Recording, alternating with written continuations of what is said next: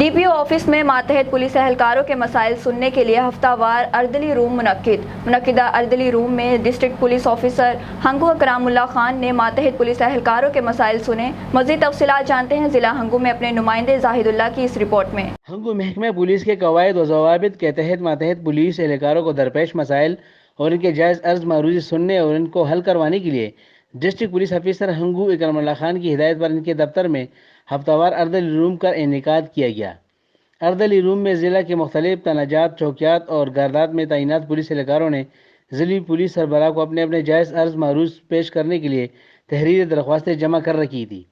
District police officer Hangu اکرام اللہ خان نے اہلکاروں کی جانب سے جمع کی گئی درخواستوں کو باری باری چیک کر کے تمام درخواستوں پر غور کرنے کے بعد اہلکاروں کی جائز عرض معروض کے حل کے احکامات صادر کیے۔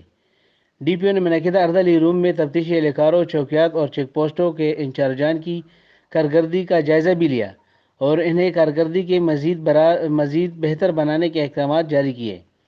اس موقع پر ڈی پی او نے کہا کہ ماتحت پولیس اہلکاروں کو درپیش مسائل کا ادراک جنہیں ہر صورت حل کیا جائے گا۔